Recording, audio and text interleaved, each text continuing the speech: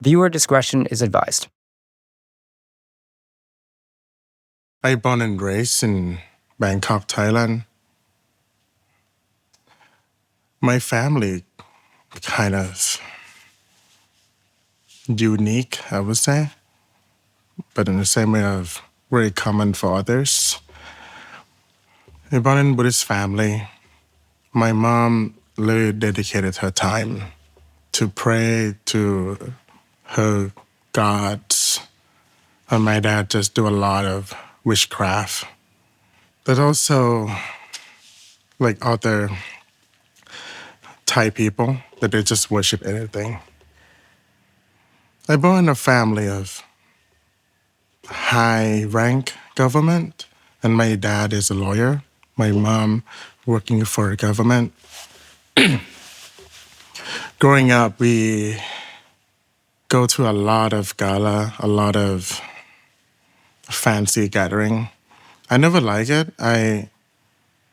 My social skill was zero. I know how to talk to people. I know how to react or how to engage in any conversation. When I was 2.5, I was able to read, write, and communicate already. So I was sent to school, and I was in some kind of weird program that they test a lot of IQ for the kids. But I don't want to study. I thought if I study too much, I will get sad life. I was 3 or 4 now, but it was like that.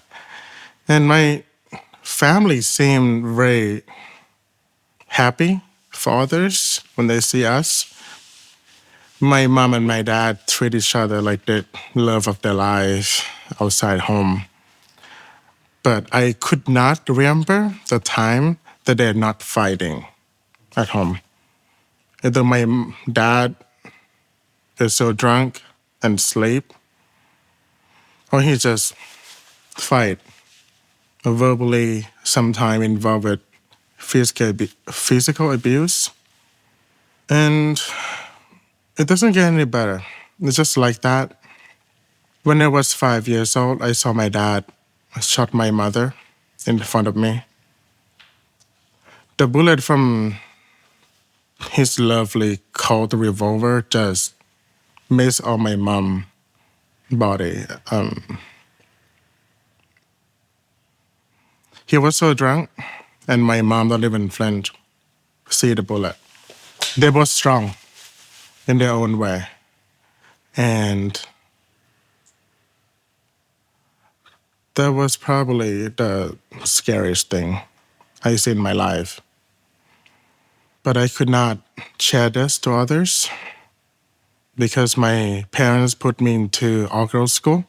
I was a first generation all-girls school. I didn't have any guys friends, and all the girls were pretty mean. Well, I don't want to blame them. I was weird too. So only friend that I have was librarian and the books in the library. Plus, the library in a Thai school have AC. There's only one room that have AC in the school. So I would stick there, talk to the librarian sometimes, and just spend my time with the books. Every day of my life, I go to school, hate the people there, don't have any friend. And I was not a trouble kid, but I don't enjoy following the rules. So I just walk out from school sometimes and they have to come find me. I think I try to escape from something. I just don't want to be in the reality that I was with. Besides school, my parents work so hard and I'm just home alone. Or sometimes I have the cousin at home, but never home anyway. And summer break, I got sent to like far away in the south, but nothing there, nothing to do. And when the semester got back and when it started, I just go to school again.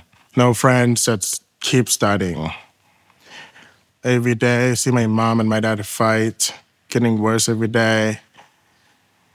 When I was fourth grade or fifth grade, I was exposed to a lot of pornography by my dad. And when I was fifth grade, my dad took me to the brothel to see how the world of real man, that's what he said. And just show me this is what a real man do. So I was formed by the word real man by my dad. Real men do this. If you're a man, you should do this. So there's only one way of receiving about this. But at home and in school, I got bullied a lot. So it's just like that every day, all the same. I don't really enjoy my life, and everything was boring. Everything was hard, and nowhere to escape. So I became very quiet when I was a kid until I got to middle school. In my country, Thailand, middle school and high school are combined. So I went to 4,400 kids in the school. I remember the first few weeks, and I went to the new school. I got bullied by a guy that half my size. I'm pretty big and tall for Thai, but he was very small. And he just beat me up every day and just tried to bully me all the time. And I didn't know what to do. I didn't know how to protect myself. I didn't know how to say anything. So I just let it be, until I could not hold anymore. So I stood up and slapped him. It was not hard. I just tried to protect myself.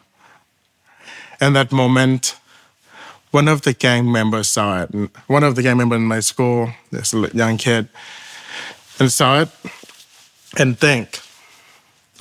said to me, "That's cool. Dude, you're cool. Will you come join us for lunch?" I think I asked for lunch or something.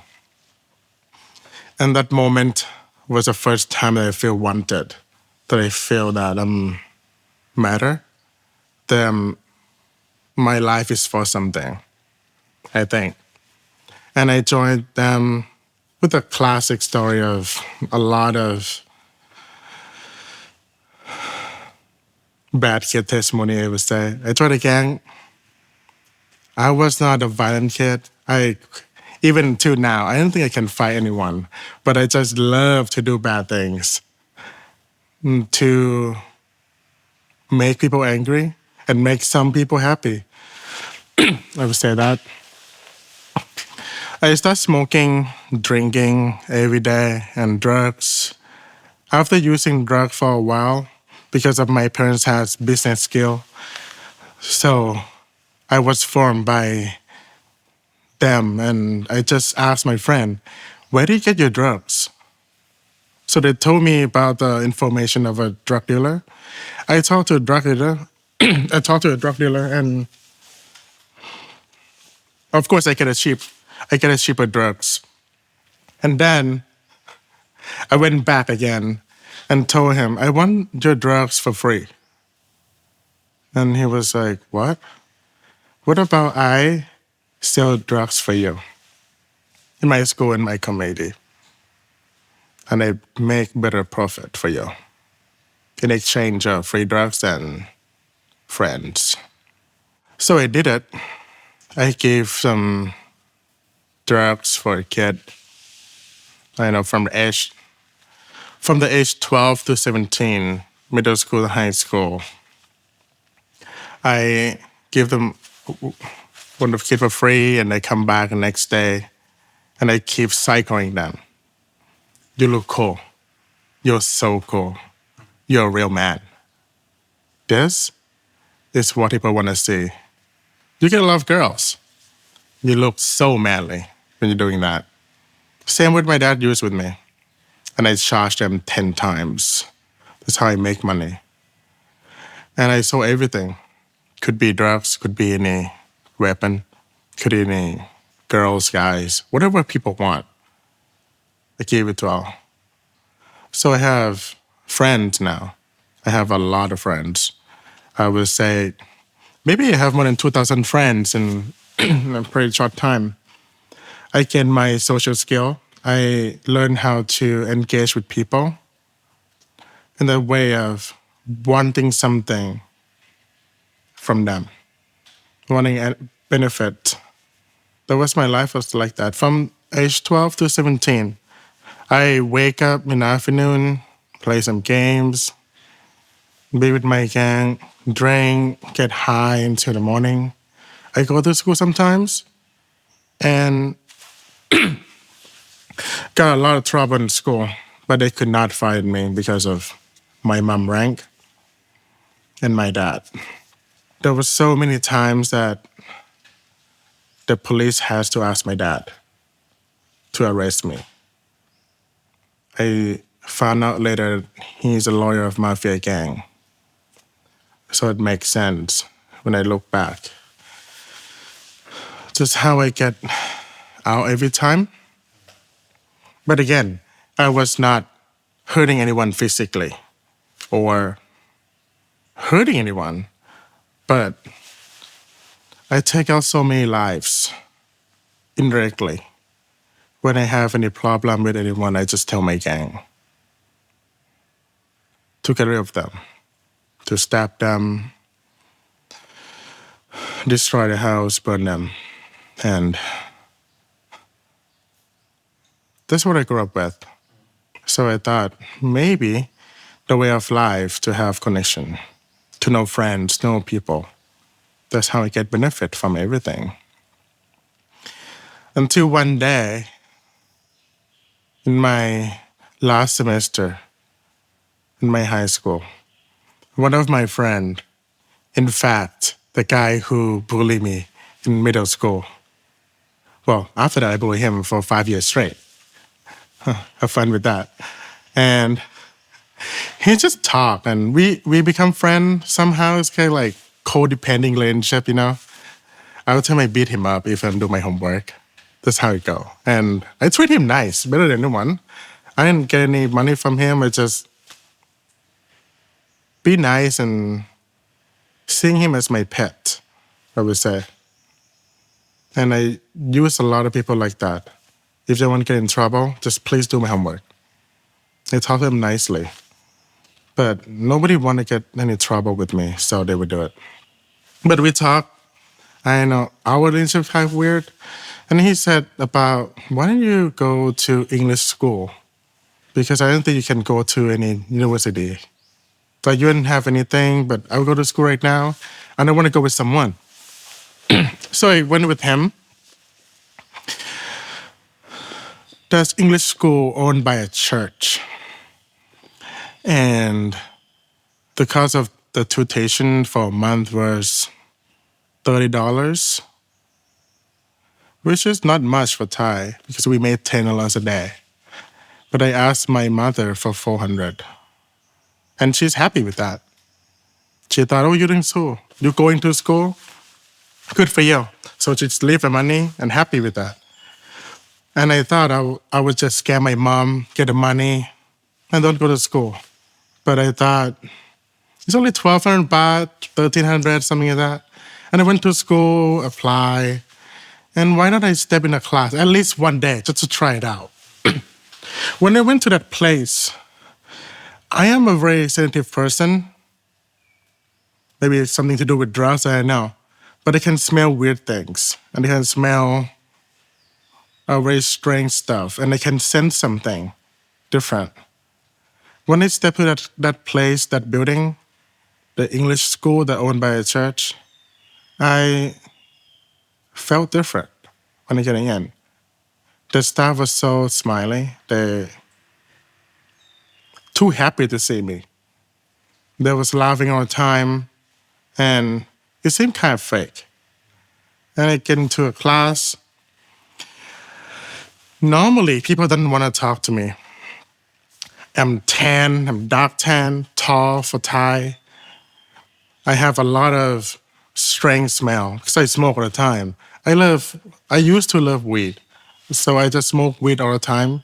And that's how I get to escape everything around me. It's a way that I numb myself. So I come with the smell. in the room. And the teacher just smiled and greet me just like that. And nothing else. I never seen anyone who see me for the first time and smile.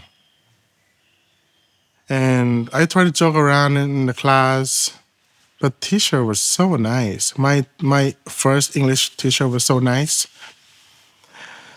If I asked some difficult question to try to trick her, to make her mad, because I love to make people mad, probably the way that I want attention, so I feel like I'm matter or wanted. She just come back next day and give me an answer. I was surprised at how she treat me. So I come back, and I kept coming back. In the curriculum of the English book, they have Bible story every single day. I remember the first time that I heard about God's story in the book, when I see that first chapter was they talk about every day. They be at least 20 minutes to talk about the Bible. They used the Bible story in their curriculum and teach English. The first story I heard about the Bible would be that he born in a mayor, that born in a virgin lady, which is so strange. And I thought they're professional. I don't know why they look like a cult. At first 5 minutes of hearing that, I just went on in the bathroom. I have smoke break every time that they talk about Bible. Every single day, because I went there for 4 days a week. Every time they talk about God, I just left the room. And I don't think no one stopped me either. And one day we went to a restaurant. That school, the English school, have a class party. In my culture, the teacher and students don't eat in the same table. In 2025, this year, I don't know, it might be changed, but in my time, the gap between the teacher and the students was big. And my teacher just asked to have dinner with the class. And she was nice. So I was underage, but I ordered some beer from my teacher to treat her because I thought it was nice to do it. And she said no. And I said, why? I poured down a drink for you. She said, I could drink, but I don't have to. And I don't have to drink to make relationship with you. That was weird. And I asked her, why you do that? Why you say that? Because I'm Christian. I live my life for God. And I don't think drinking with you right now will glorify Him. That was the weirdest thing I have heard in my life back then. And I heard the word Christian a lot from her. I don't remember what she said in that night because everything was weird. And I heard about Christian again over and over. So I decided to check it out. I went to that school on the church day on Friday night to have Friday night service. Alone, I wasn't invited. I just went there to check it out. I have so much free time. So I want to know what Christian people look like because I was curious. I feel like watching documentary or something. The atmosphere, the vibe was very strange. I can smell, I would say I can smell the love in the air. People was too happy. I feel like everyone was on meth, just smiling, happy. And I was there alone, sitting alone. No one talked to me, which is normal because nobody talked to me anymore. Like nobody ever talked to me. I don't look good. I don't look welcoming. I don't look approachable. Now, Shane, before you continue, prior to this, had you heard about Jesus or Christians prior to you even coming into this school? What was your understanding? That's a very good question. What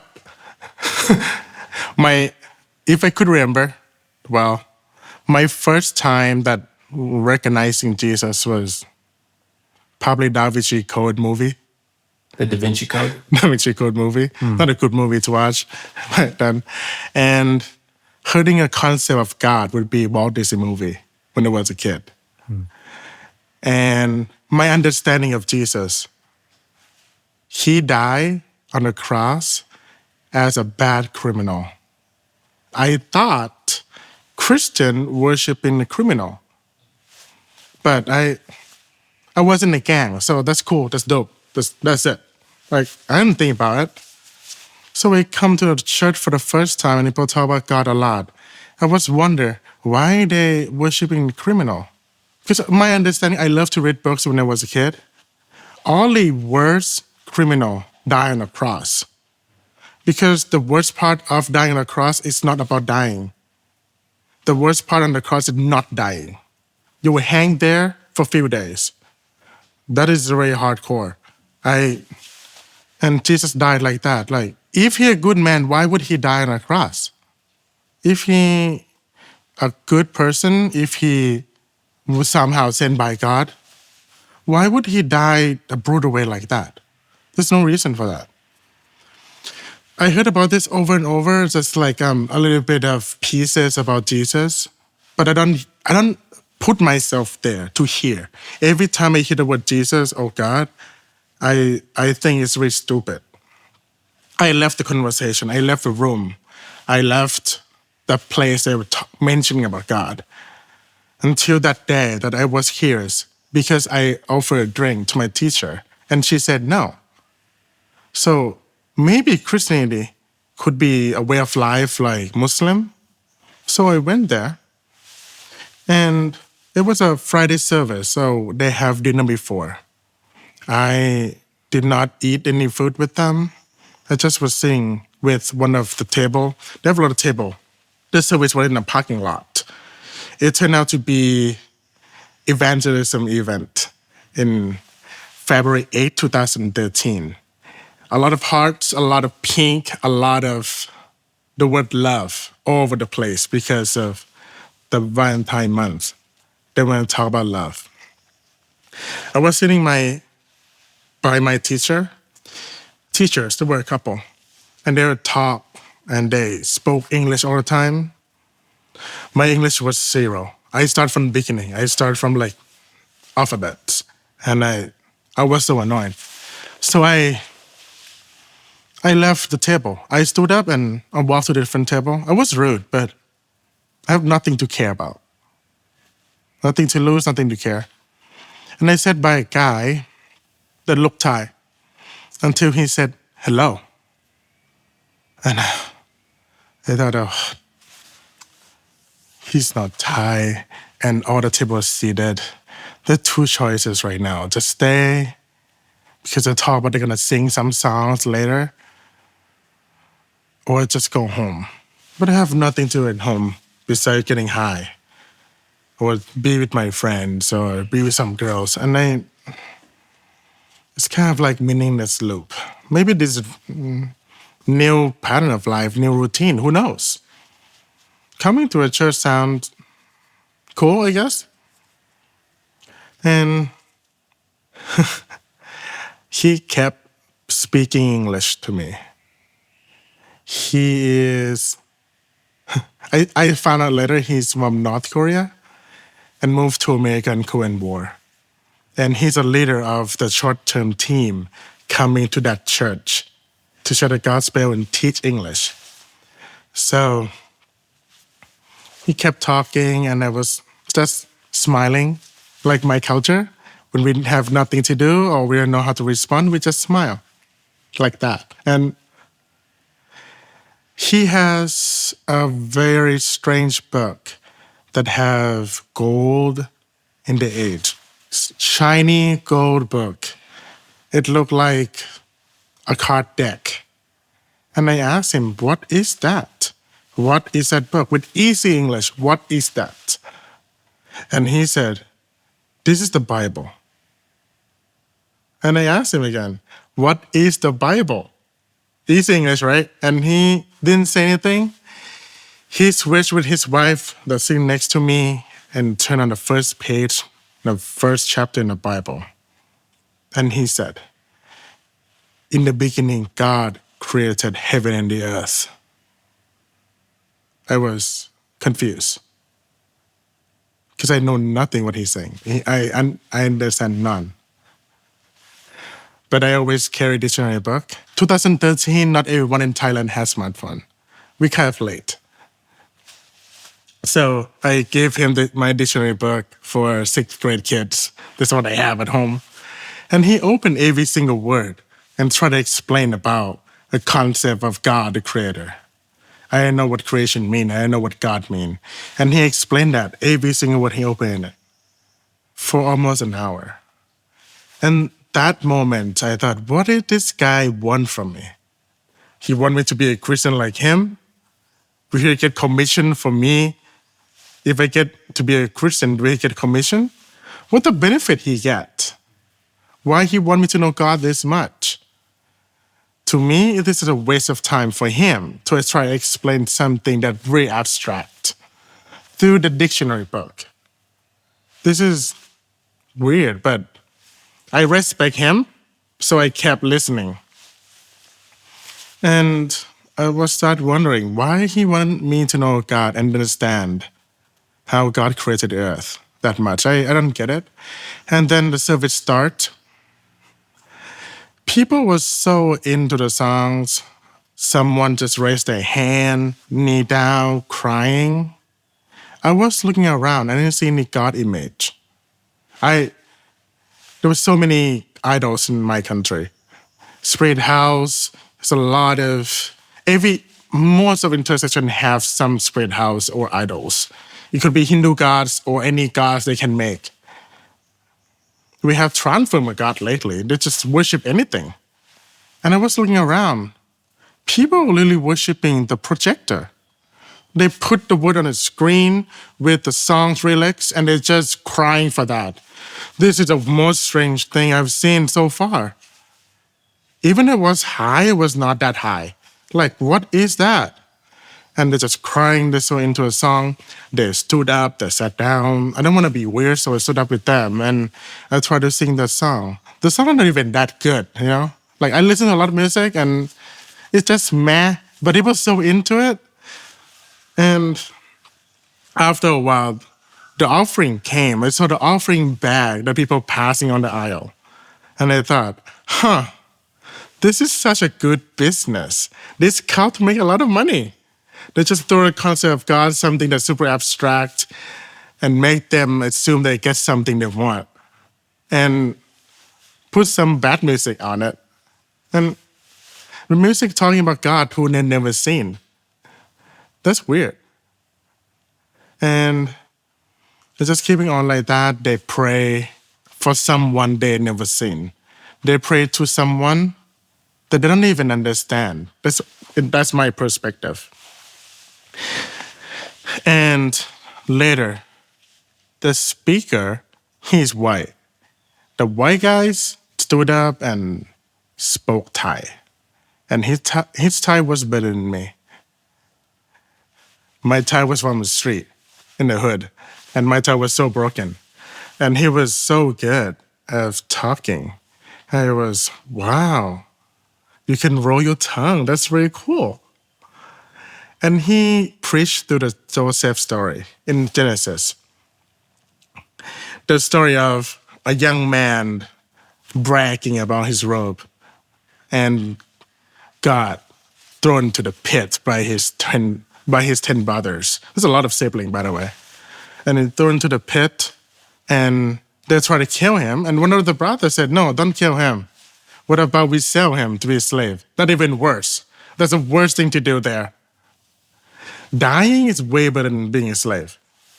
So he was sent to become a slave and sent by some merchant and went to Egypt, one of the biggest civilizations in the world in that time.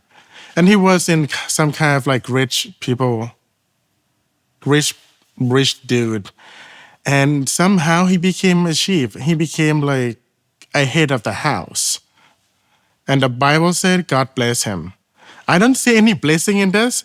I don't see how you become a slave and be a blessing. I don't get this.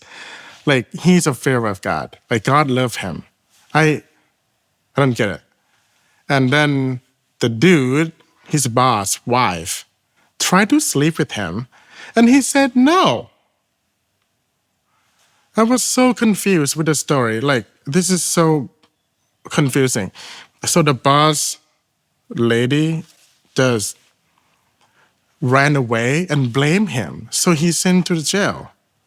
I remember a time I watched Walt Disney movie and seeing this, I turned it off because it's so sad. It's a really dumb movie. Like, I don't know how it ends. Like, I don't want to waste my time. And he was in the prison and he was forgotten for 2 years by helping someone that promised him to save him. His life sucked. And the key word of the sermon at the time, he said, because Joseph loves God. That's why he do this. Because he loves God. Okay, how how did he preach about a very sad life, a sad young man life, a concept of love and God? How can Joseph love someone that he never seen and maybe his dad talk about it? But how did he do? Like, I didn't get it. So he asked the audience, "Do you know what love is?" I didn't know. I never thought about love. My mom might love me. My dad might love me in his way. But all the memories I have with my dad is like when he mad at me, he just grabbed the axe and destroyed my door to come get me. I don't remember a good time with him. And only good time that he has with me is when he bring me to the brothel, bring me to the bar, show me how to drink. And every time he said, this is what real men do. That's how he loved me, I guess. I don't get love from the girls. I don't get love from drugs or friends. I don't think that's love because it's come with benefit. What if that not come with benefit? I don't get love then. They said probably not love. So the preacher said, God is love. My mind was blown. I thought it was the most stupid thing he have said so far. I don't get what he said. And he kept explaining. My brain shut off. So I didn't know what he said. I just thought to myself, like, what do you mean God is love? And he kept asking the audience, do you know how much God loves you? I don't even know the dude God, okay? How do you know how much he loved me? I don't know. And he said to the audience, God loved you enough to send his only son to die for you on the cross. I was stunned. I was tearing up. I didn't know what happened back then. I was like so confused and so happy and so many emotions at the same time. I thought Jesus was a criminal to die for me on the cross. But he explained that he never sinned. He born the Virgin Mary. And he never sinned in his life. And if Jesus is real, he has no reason to save me. Nobody forced me to sin. If hell is real, I deserve it. Why would a God who create the heaven and earth, the one who know and live beyond time and space, if God, the concept of God that he's been preaching is real, why would he become a stupid flesh that I have to die in a few years, receive all emotion, getting pain, suffer for me, for someone like me? I'm a broken person. I have so many trauma in my life that I've seen and have done. Why would he save me? What did he want from this? I thought it's very stupid. So I came back next week to prove them wrong. And somebody gave me the Bible. I finished New Testament book. There's a Thai translation of a New Testament. I finished a book in 1 week, and I hand it back to them next week, in the coming week. And I said to one of the pastor, "Here's your book. I give it back to you." And he said, "Do you finish a book already?" And I said, "Yeah, I finished a book." "But you read all of this?" "Yeah." "Shane, so many believers don't even finish reading the Bible." "Oh, but how do you believe something you don't know? How do you believe something you can explain? Or what do you believe in the Bible then if you don't read it?" And I said, "Yeah, that's true, Shane, but maybe God's working in you. So how was it?" And I said, "Oh, well, your book's kind of strange. I don't want to say stupid. Some of them are fun. But why do you have the same story for 4 times?" And Shane, it's called gospel. It's called a gospel. Matthew, Luke, Mark, John. "Okay, but why do you have it the same time? Like, why do you talk about the same thing?" It's actually not the same thing if you read carefully. If you read again, I don't think you see the same thing. It's just talking about Jesus with different perspective. It's like intersection of the full intersection, accident in the middle, and you see it from different angle. Okay. He's kind of nerdy about the Bible, so I was like, okay, cool, dude, day. Okay. And he asked, would you like to come tomorrow at 3 p.m. and study Bible with me? And I said, yes, without thinking. Sure, I do it. I will come. So he offered his time to teach me Bible, that pastor, every day, 5 days a week. And I went to a small group at the church and read a lot of things that they taught, and I was wondering why they believe in that. One day, I had a fight with one of the dudes. It's school. That building is an English school and a church. So many of them are not believer. And one dude had a fight with me. He insulted my mom because he lost in his card game, which is not my fault. I thought I could have just grabbed a chair and beat him up. I'll call my gang to get him. I know where he lives. I can just call my gang, burn his house, kill his mom in front of him. But I didn't do it. I stood up. I walked right to his face. And I said, sorry. I didn't mean to do it. I didn't mean to get you angry. But I also don't mean to offend you. I am sorry. Please forgive me. And how we did? I cry. I didn't think I was a coward, but I cry a lot. I sat by a couch at the church. 2 nice ladies from the church came and talked to me. Shane, why do you say sorry for someone and something that's not your fault? And I said, I was 17, okay? Everything was simple back then. And I said, well, you do, Jesus did it for all. This is just one man. Wouldn't you do it? And they said, oh, well, we want to. But that's something that I don't think anyone can do. But why would you say sorry? Why do you take the blame? I know. I just do what the Bible that you gave me to read doing it, right? Am I doing it right? You're doing it right. But why we do it? I don't know. Shane, you should pray about it. And I say, I don't pray. I read your book. I sing your song. That's enough.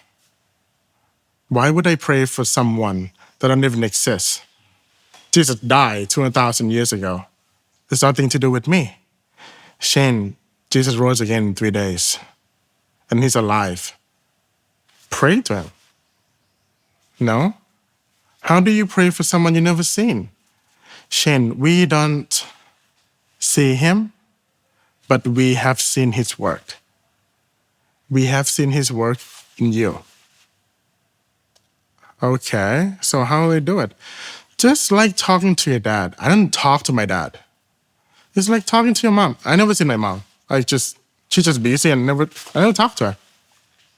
So it's like talk to someone you feel good with. Nobody. I don't have any friends. I don't have any real friends. So I don't know how to talk to. And they just mad a little bit. They're nice, but she just go home and pray. So I got home. I sat on my bed like this. And I thought, very simple way. The best way to pray. Prayer 101. Maybe closing my eyes. So I have to imagine what he looked like. So I close my eyes and I pray. Father God, Jehovah, Jesus, I know what your name is. You have so many names. I know which one you are. And if you're real God, you know I'm talking to you. I have heard that I can ask anything from you. I can ask for money, I can ask for a job, I can ask for anything that you can give me. But you do you. I have my business. You do your business. You're fine, okay? I can get everything by my own hands. You can do it, okay? Don't mind my business. But if you're real God, you are more than that. You are more than my understanding. You are more than my imagination. You're beyond my thoughts and everything. So if I have to ask and pray about something to you, I would ask for something that I don't have and no one can give it to me. People said, and the Bible said, you are a God of love. Show me the love that you talk about. I did not even finish my prayer. I felt something falling down on me. It's like cold shower and hot day. It was so powerful but calm. It was so warm but chilly. It is all the feelings from head to toe. It was so good. And to be honest, just feel better than math. I feel better than any drugs I had. And it kept going like that. And I opened my eyes. It's the next day. And I thought, whoa, I didn't take any drug. What was that? That's the highest drug ever. Like, what is that? So on March 10, 2013, I went to a small group and I told them, this is what happened. And they told me, Shane, I think it's a time for you to accept Jesus to be your God. And I said, no. Shane, what are you waiting for? And I said,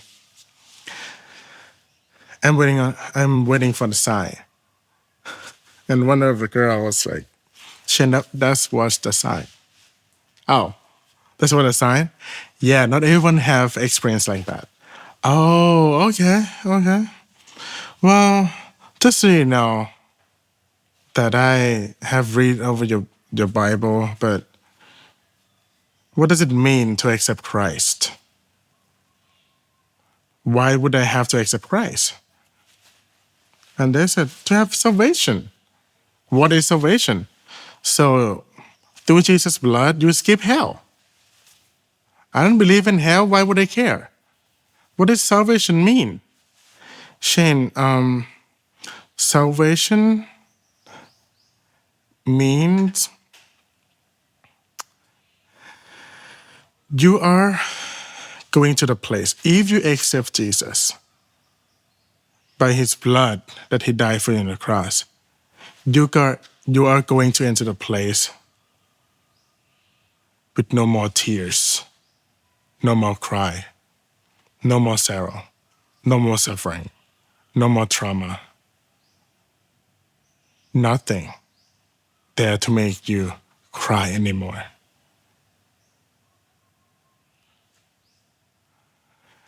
And the moment you had with God, you're gonna feel like that forever. I was, oh, okay. I want that.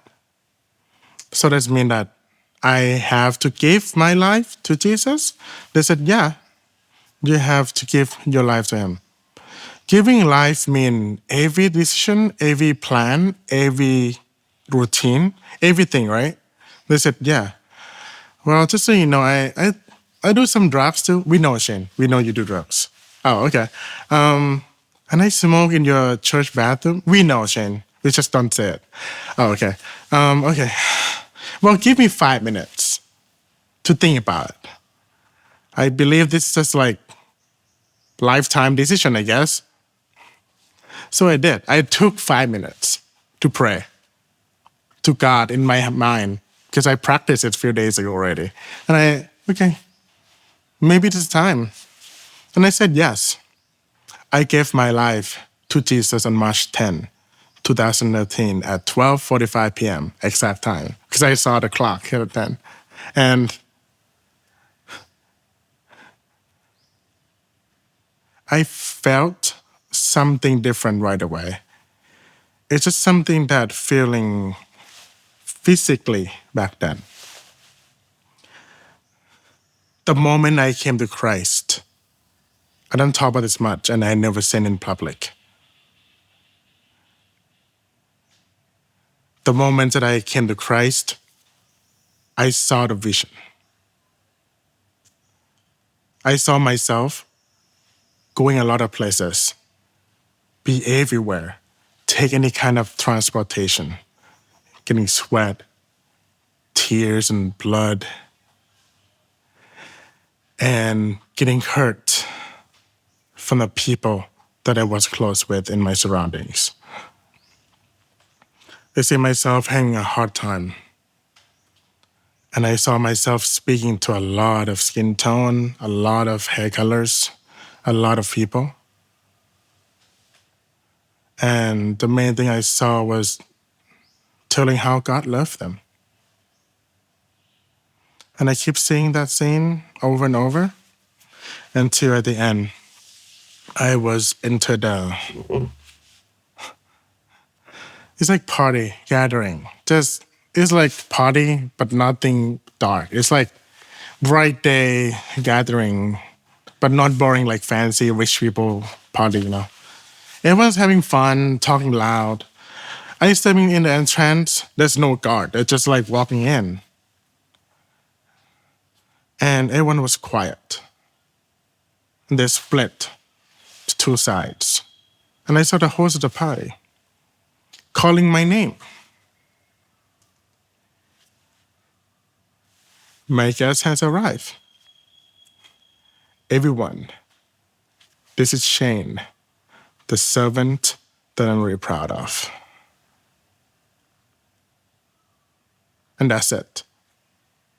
I opened my eyes from the prayers of my salvation prayer. That's what I saw. I kept it for long. I kept it for a long time. I didn't talk to anybody about it. I thought it's the effect of my drugs, who knows? I thought it's my imagination. But my life with Christ was fulfilled by good time, bad time after that, since then, since 2013. I am the first generation Christian in my family.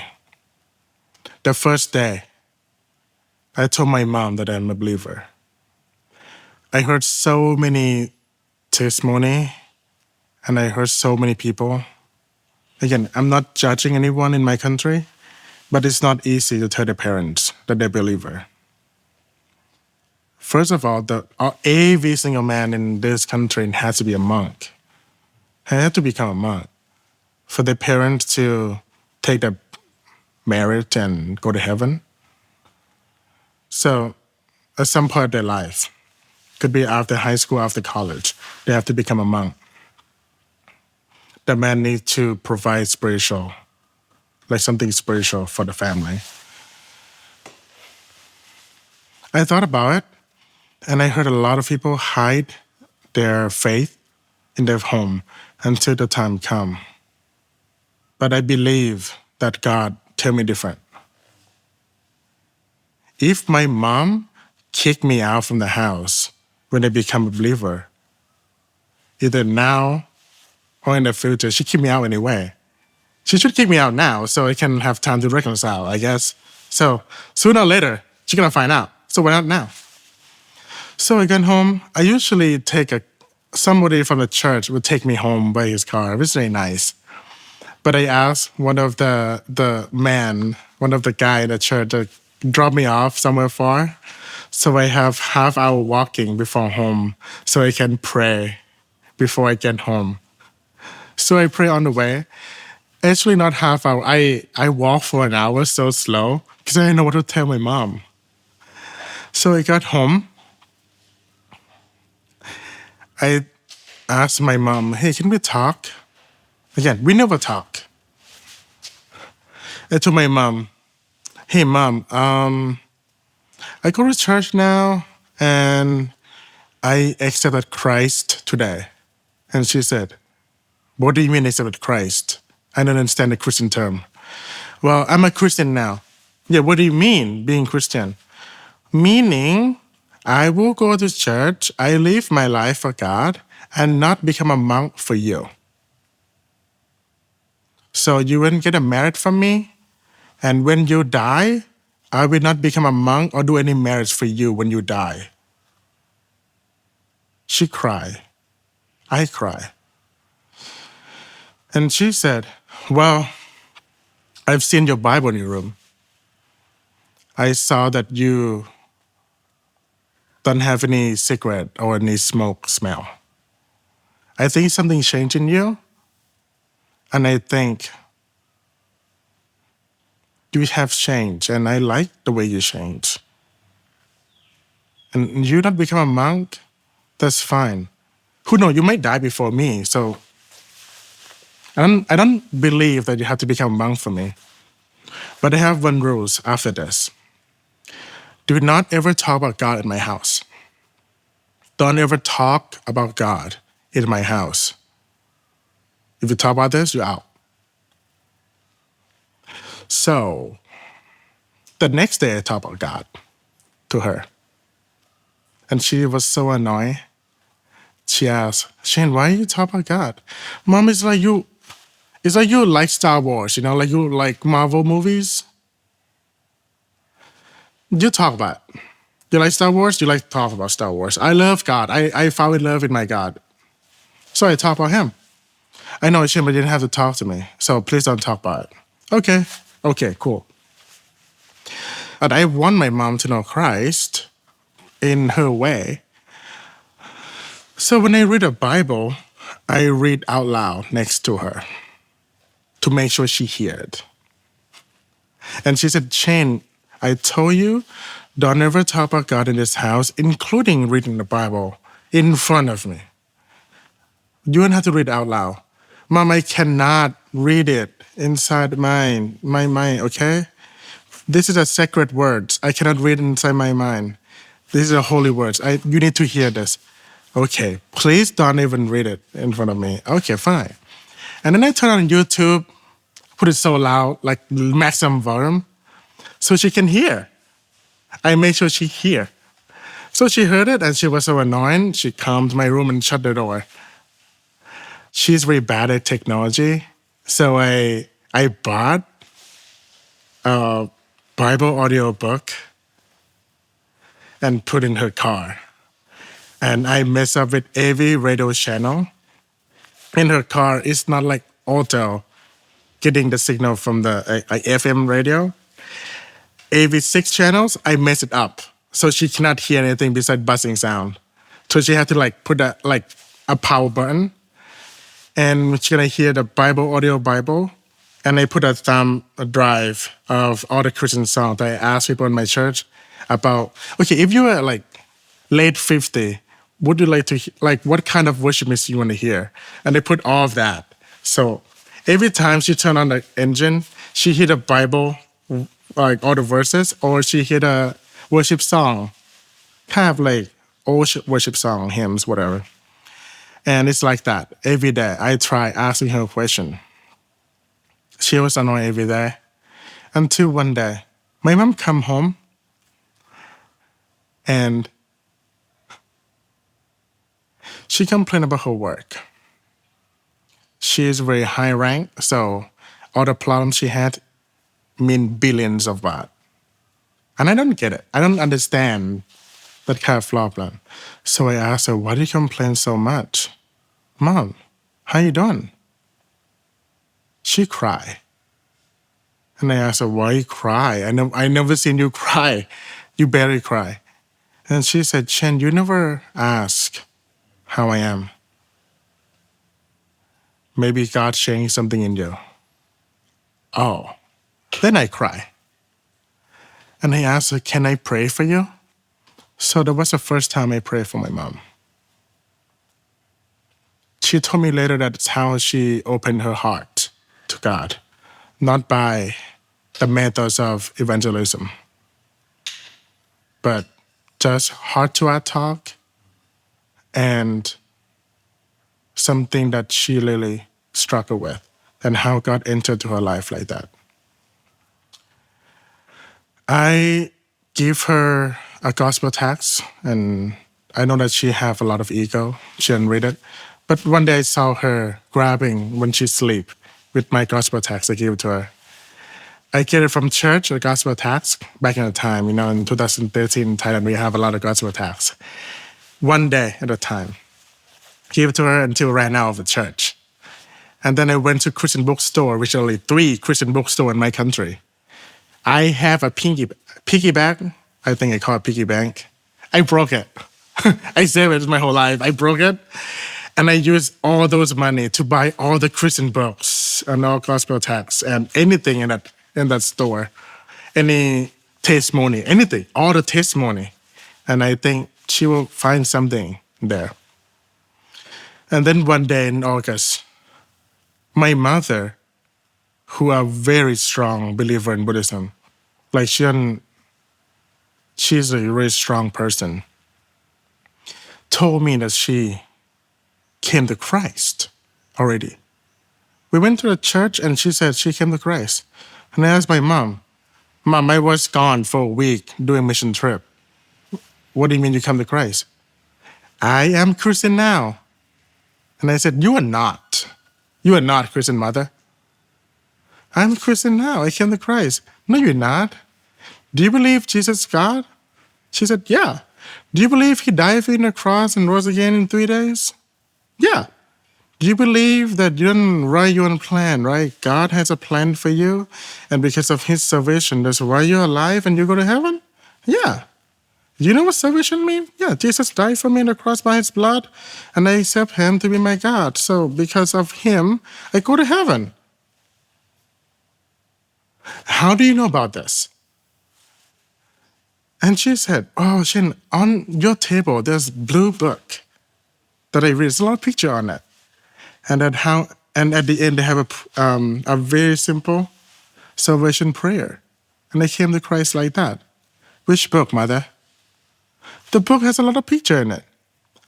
Oh, that book is not for you. It's for the kindergarten kids. It's only pictures in it. And it has just only 1 line in 2 pages. You came to Christ from the kids' book? She said, if you say so, yeah. Because I'm looking for something in my life. And I just feel, that book just filled a gap. And that's how I came to Christ. Wow, I cry for an hour. I cry at the church. She cried. And that's how she became a Christian.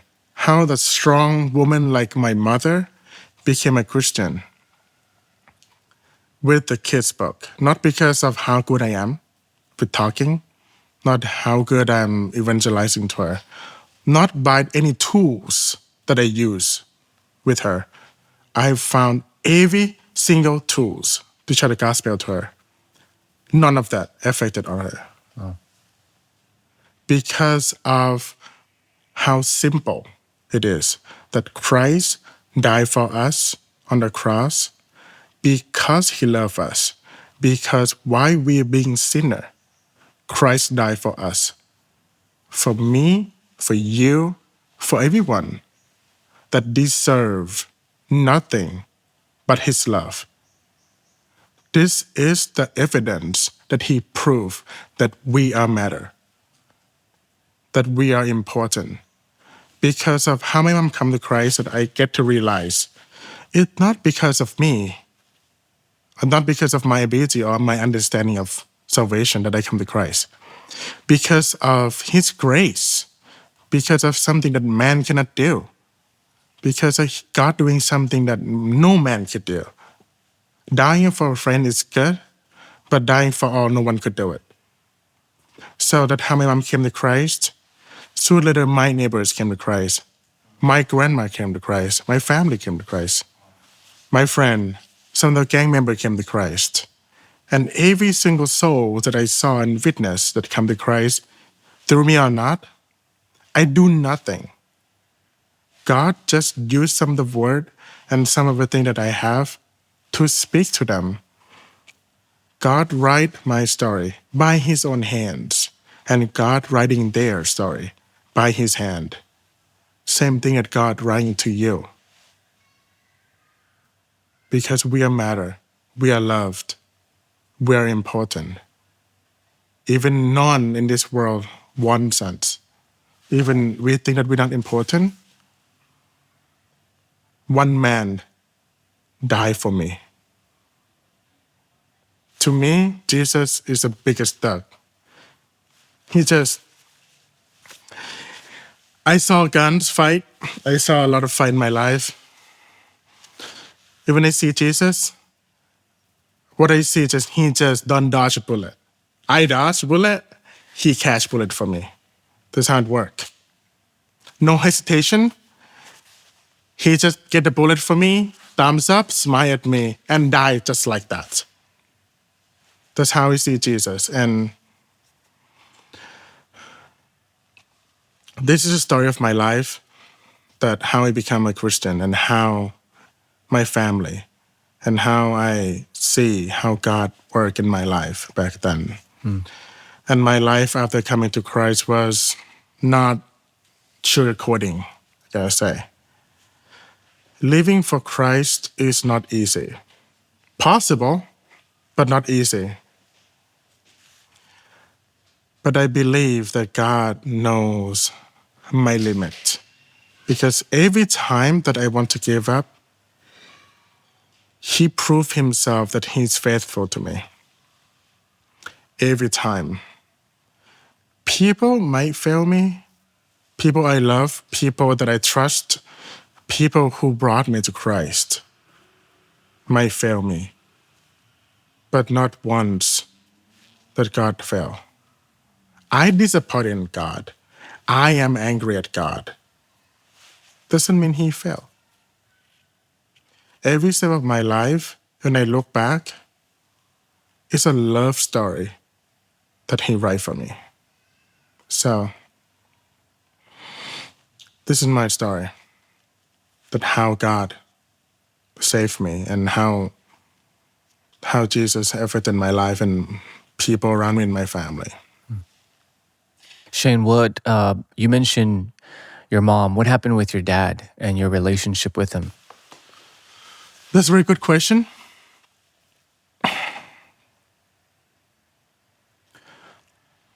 I have mentioned that my dad loved witchcraft, and a lot of the idols of his that he owned value a lot of money. In 2012, a year before I went to the church, my grandma, my dad's side, have the heart disease, so he went on the south. He went to the south and take care of his mom. So I haven't seen my dad since then, until I come to Christ, and he stayed there in the south for whole time because of his mom. And I think he just want to separate with my mom too. So that's how I don't see my dad much since 2012, a year before I came to Christ. Almost a year after we come to Christ, my mom and I. Dad called us on April 2nd, 2014, calling us and said, I'm coming to the town. And I was thought, oh, snap. We have a lot of idols in our house. Even we both, my mom and I, become a Christian, we still have our idols in the house. We didn't throw away. It's because we are afraid that people will get mad. And there was a news that one of the Hindu god in downtown, that someone just destroyed that god and he was stumped to death. He got beat up to death. And I remember that news and I don't want it to happen to me. I have to get rid of my idols. So I told my mom, Dad, come in 2 days. We have to get rid of these idols. And she said, but coming off this, what we have is cost at least 8 million. So 1 million Thai baht take 10 years to use. Living normal life, 1 million you can use for 10 years in Thailand, back in the time. Wow, Mom, 8 million is a lot of money.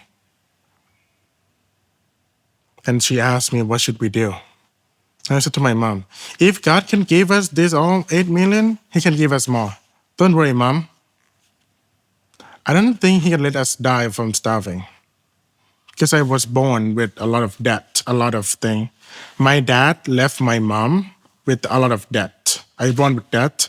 So we never buy or anything. Even we look fancy, but we have nothing besides that. So if we sell all of this, she said that we can survive and we can pay off the debt. And I said, no, we don't sell. I don't want to encourage anyone to use these idols. So we put all of the idols into the biggest trash bag that we have in the store. We collected 13 big trash bags, same size as my mother, so big, 13. And I was 18 back then, and my relationship with God just simple. It became more complicated when I grew up, I guess. But back then I told my mom, remember the story of Lot and Abraham, and he get out, escape from that doom city, whatever? The angel just like make people blind. Do you think God can do the same thing? She said, I know. Let's do it now. If God wants us to be deaf by throwing these idols, shame on him. I am his people and he don't take care of me. Just let the world know that he can't take care of someone like me. So I pray. Mother, let's pray. We pray that we live in a townhouse with a busy neighborhood. We saw a lot of people a lot in front of a house. They're walking around, they do their chores. I pray that God would blind them. And he did. Every bags we load in the car. When people look in our house, they look through us. They don't see anything. No one asks, no one say hello. Normally, people would say hello right away when they see us because we have good relationship with them. And nobody see us. And we load all the idols in the car. And I could not drive yet. So she asked, where are we going? Where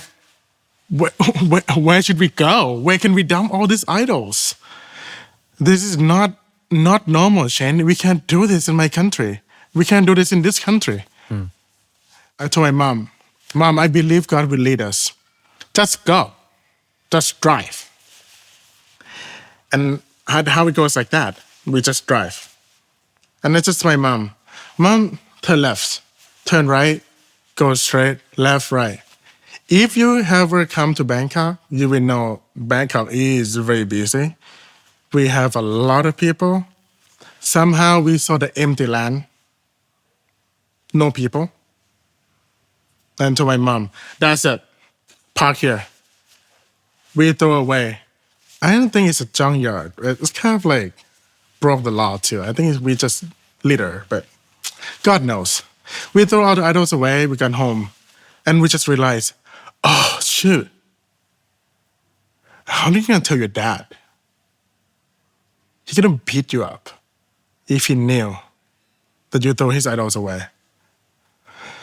And I told my mom, well, you're his wife. If he kill you, he get benefit. We already bought you life insurance, so if he kill me, Mom, you talk to him. You're my mother. You're more mature. You're adult. I'm just a dude. Okay, I'm just a kid. And she said, okay, I'll take the blame. I know it's your idea, but I take the blame. Okay, cool. So next day, Dad arrived. We do some paperwork with something that I think passport stuff that day, but nothing important. But at night, my mother, she came to my room and said, "Could you talk to your dad?" And I said, "Mother, I never talk to my dad. Second, I never talk to my dad. I never have good time with him, and he always beat me up. I thought you're gonna take the blame. I know it's my idea to throw away. I know, but you do it. Have fun." She, a strong woman like my mom, went back to her room and locked the door. So I grabbed my pillow in case my dad punched me in the face or slapped me, so I had some guard. So I grabbed my pillow, coming downstairs, talk to my dad. When I saw my dad, I the most scariest person in my life is my dad. Also, the most person I hated the most is my dad. I feel led to share this story with you all. Few months before my dad come, I went to Sunday school and they talk about forgiveness, that God forgive us, and how can we not forgive people how can we believe in forgiveness, even forgive people physically that we can see, but how do invincible God forgive us? So I learned about forgiveness back then, and it really bothered me. I remember this is 5 months after I came to Christ. I thought, if I can kill someone and I don't have to be in jail or get in trouble, I would kill my dad with no hesitation. I feel nothing. I have no relationship with him. I would kill him. If I shoot him, I would shoot all the bullets in my magazine. I'd do it. But God told me to forgive him, a man who slept with a woman in front of me, a man who beat my mom, a man who beat me, who never said nice thing, a man who take advantage of how nice my mom is and leave all the debt to my mother, a man who let us so suffer that we cannot buy anything. There's so many times that we don't have any electricity or water because of this man. And God asked me to forgive this man.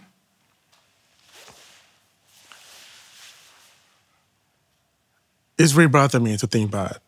So I just grabbed my phone, called my dad. This is 5 months after I came to Christ. Every beep of the sound of the phone was so long to me. It's a few seconds, but I feel like forever. I feel like years. He finally picked up the phone call and he said, "What happened to you? Shane, what happened to your mom? What happened to you?" Because he thought it's emergency call. Because I never call him. And I said, "Dad, I just want to call you because I want to talk to you." "What?" "I just want to let you know that I'm Christian now. I go to church, I'm a believer, and I believe in God." "Okay," he said. "But I just want you to know that I am very hurt by you, that you hurt my mom and you hurt me. And I think I don't want to hate you anymore. I want to learn how to love you." And I would start saying I would start doing "Dad, I forgive you. I forgive everything you have done. And I will forgive you every time I think about you. I love you, Dad."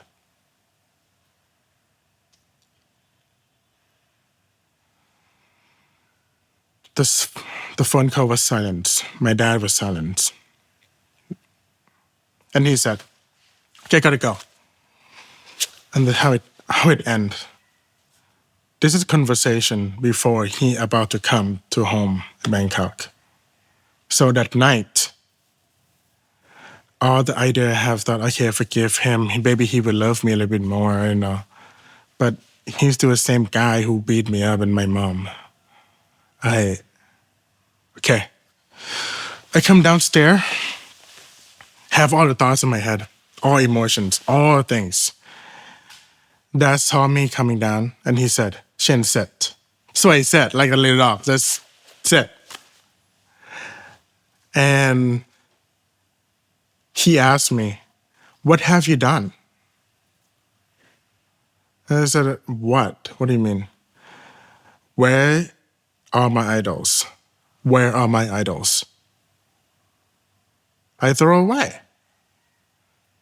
I can see how he angry, and he just took a big breath and said, where are my idols?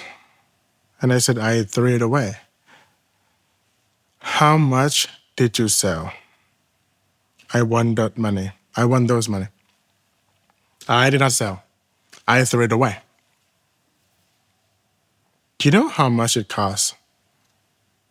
I know, that's why I throw away. I know they have value, that's why I throw away. Doesn't make any sense, Shane. Why don't you sell it? I threw away because I don't want people to worship it. Again, I never talk to my dad like this. Like talking to camera right now, I don't talk to my dad like this. I never talk to him like this. The most conversation I have with my dad is on the car. He sit next to me. I never look at him in the eyes and talk. And he asks, you know what have you done? Why you throw away my idols? My mom and I was thinking, I'm asking you, Shane.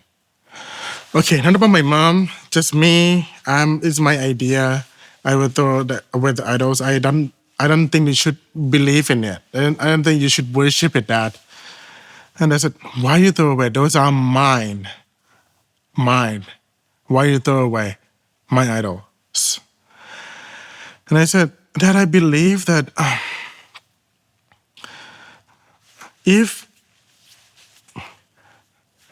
why don't you believe a person who creates you? Why you believe in something you create by your hand? You worship rocks and metal and bronze and gold, all the witchcraft. But why don't you believe in something the most superior that you can think of? Why don't you believe in that person, that God? Because I don't. Those are my idols. Why you do it? So I grabbed my Bible downstairs. And he said, Shane, throw it away. So I threw away my Bible like that. And somehow the words came to my mouth. I spoke through Psalm chapter 115, verse 2 to 8, talking about the idols. I cannot say it right now, but it's talking about they have ears but they cannot hear. They have mouth but cannot speak. They have hands but cannot do anything. And all the nations believe in them, and whoever believes in them will be like them. People who believe in them will be blind and muted and disabled. They can't do anything. That is very strong for Thai. It's very strong for my dad. When I finished talking about that, it's just a word came into my head. I have a hard time memorizing Bible verses. That day, just coming out. My dad cried. He cried. And he said nothing. And I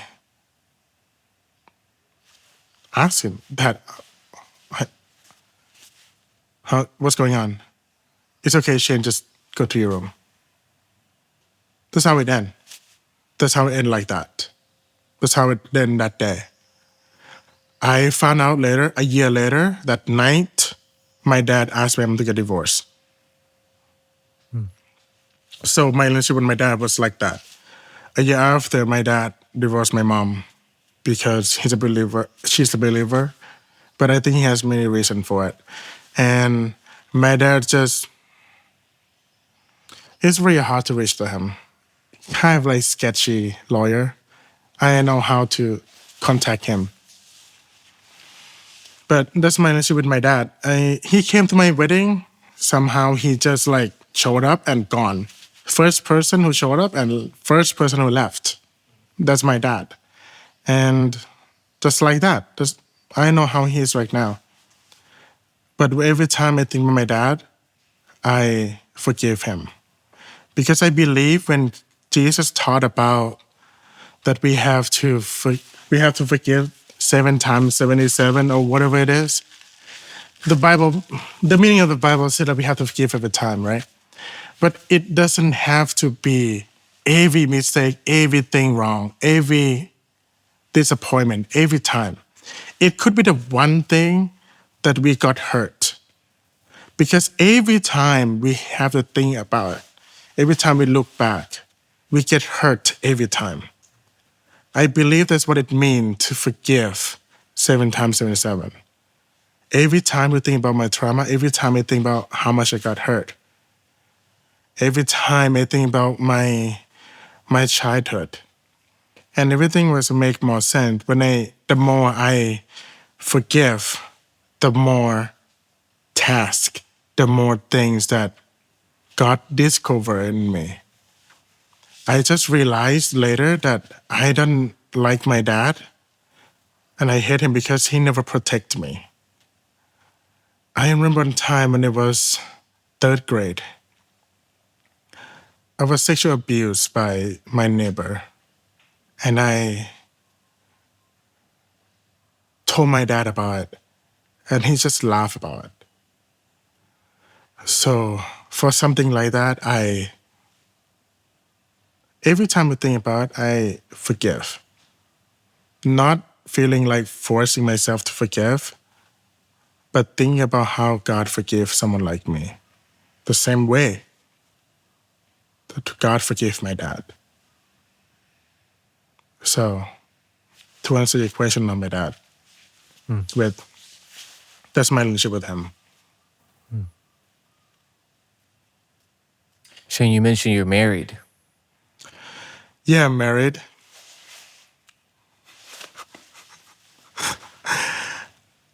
I never thought someone like me would get married though. For Thai standard, I don't look good. I don't look handsome. I'm tan, tall, fat. Just don't look hot for any chicks. It just, yeah, what about marriage? I just praise God. Yeah. I never been close to God that much until I met my wife. First time that I met my wife, Bailey, I usually go on a first date with the flowers in my hand. And I try to speak less and let the girls talk more because it's my tips and tricks on the first date.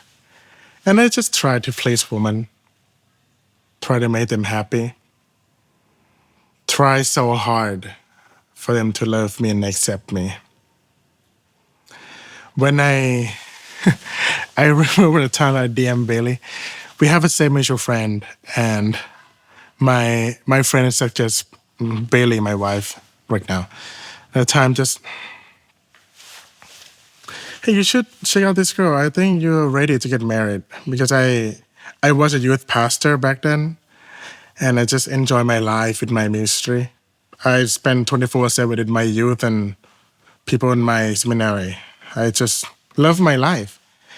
A half year before I met my wife Bailey, I always have some girls. I always struggle with sexual sin. Even I became a believer. Every time I disappointed on God, every time I disappointed on God, every time I don't like the way He talked to me, every time I don't like the way He planned for me, sex is my escape. And it's always like that since even before or after Christ.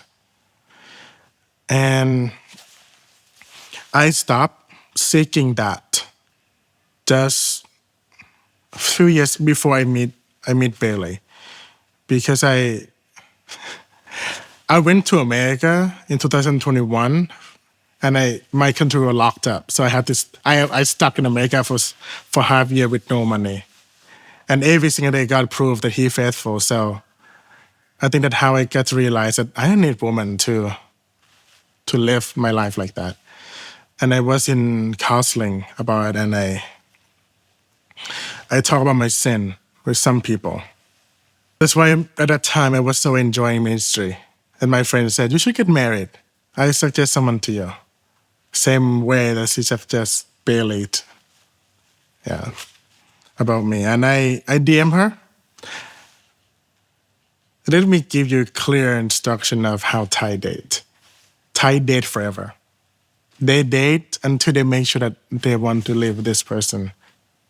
That's why they lived together before they married, which is everywhere in the world. But Thai could date for 10 years and get married.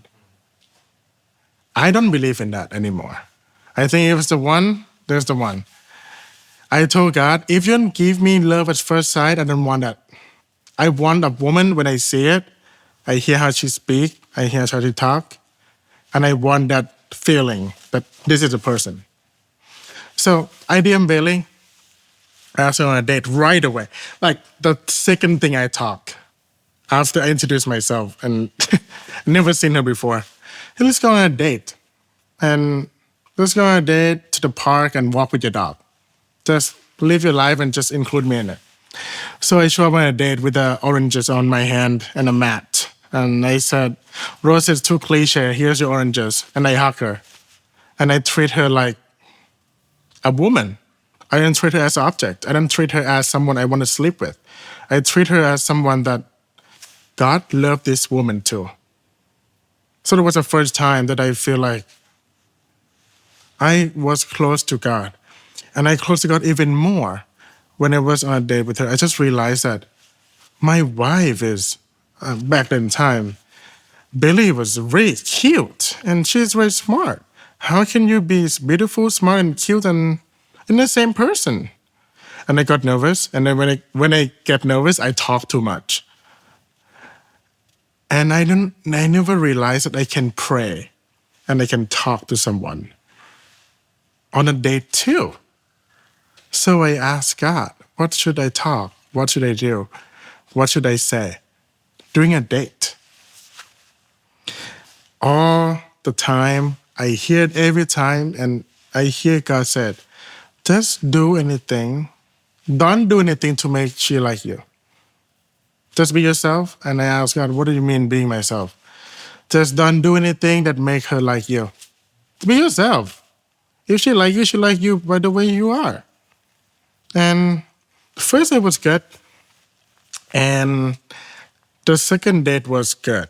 And I told her right away, which is not what I do, but I think I will break the stereotype for her. And this is who I am too. I told her on the first date, just to let you know, Bailey, I want to pursue you. And I'm not here for fun. I'm not joking around. I want to date with you and I want to know who you are. So I keep dating with her. Not forcing her, but I kind of like just not playing with her heart and just tell her what I'm doing with her. And after third date and with Thai method, I asked her to, hey, would you like to become my girlfriend? It was not casual like that. I was so nervous though.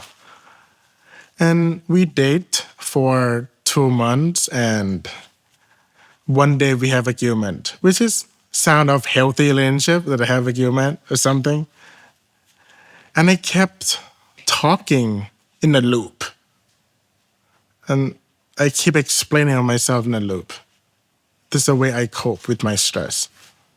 And she said, Shin, why are you talking in circle? I love you.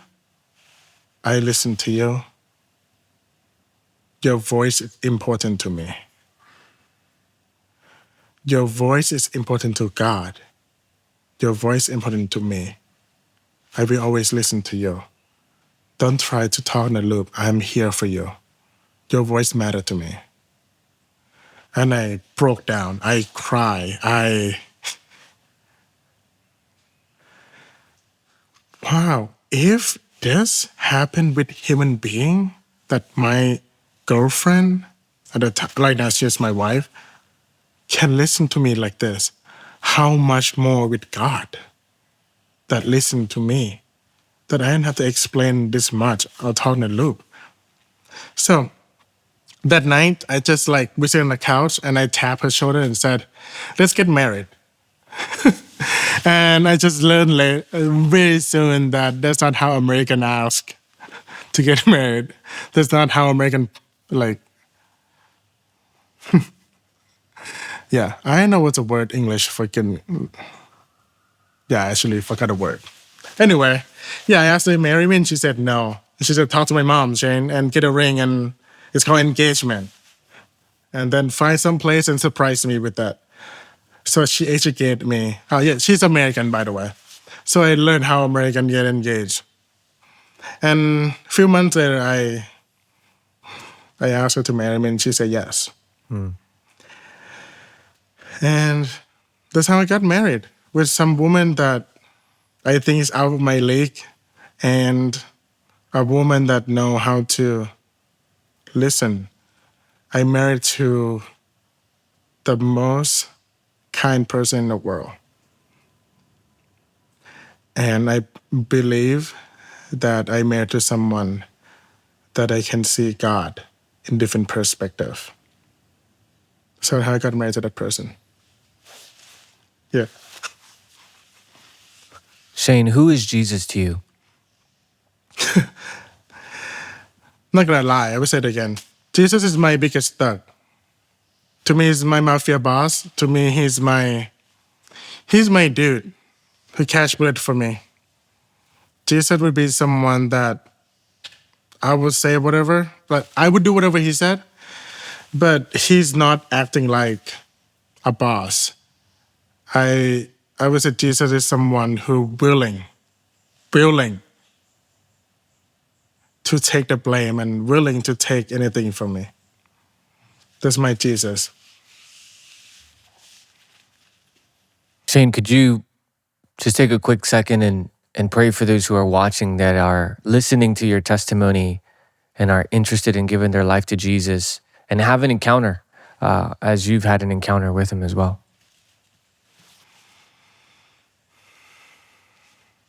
Do I need to open my eyes or close my eyes? Okay. Father God, I pray for those who listen to my testimony right now. For those who wander around and don't have any meaning of life, like a purpose, thinking that they might be nothing for someone. But I pray that they would know that you love them, that they would know that you die for them to know that you think and you say that they matter. I pray for the people who hear my testimony will experience God in their way. I pray that for people who listen to my testimony will give up their control and give it to God. Giving a paper, giving a journal, the pen, for God to write His story, not our own. I pray for those who listen to this morning will be filled by Holy Spirit. I pray for people who listen to my testimony will be free from any addiction, drugs, pornography, for any sexual sin, for negative thoughts that do not matter. Because to God, we are matter. To God, we are loved. To God, that He died for. I pray for anyone who listens to this testimony that God will speak to them personally directly in a unique way that they will hear God. And for them to experience how faithful God is in their life. And I pray in Jesus' name, amen. Amen. Shane, any last words for those who are watching, listening to your testimony right now? My last word for people who listening to my testimony right now would be, God is faithful. Sometimes you may feel angry to God. Don't think it's a bad thing. We only allow ourselves to be angry with someone we love. It's a sign that shows that we are close to God, that we allow ourselves to be vulnerable. But when we don't like the thing that happened, it doesn't mean He fails. My last word for you, God never fails. He never fails. He just loves you more than you ever think of. So that's my last word. Hey everybody, this is Joshua Gale, lead video editor for Delafay Testimonies. Our mission with Delafay Testimonies is to create the world's largest archive of Jesus testimonies until His return. We appreciate each and every one of you who gives to make these videos possible. If you would like to support and learn more about our ministry, please visit our website at missiondelafay.org.